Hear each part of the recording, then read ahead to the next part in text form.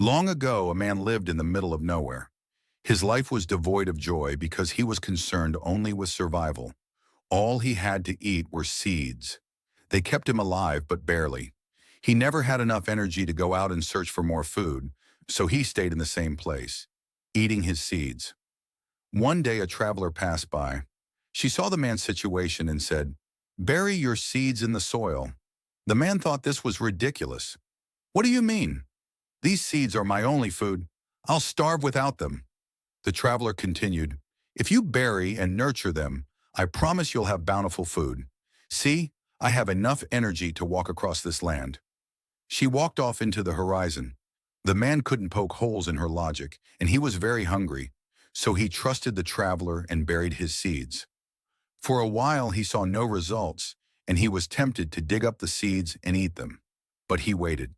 Eventually his faith paid off. The seeds bloomed into all sorts of fruits and veggies, more than he could eat himself. He became a successful farmer and shared his food with the world, all because he kept the faith. Biblical reference. Unless a grain of wheat falls into the earth and dies, it remains alone. But if it dies, it bears much fruit. John 12:24, ESV. What we learn from the story. 1. Faith requires action. Faith isn't just belief. It often requires taking action based on trust, even when the outcome is uncertain. 2. Sacrifice leads to growth. The man had to let go of his immediate comfort, the seeds, to receive something far greater. Similarly, we must be willing to make sacrifices to experience God's blessings. 3. Trust in God's timing. The man saw no results initially, but by patiently waiting and nurturing the seeds, he was eventually rewarded. Likewise, we should trust in God's timing, knowing that good things come to those who wait. 4.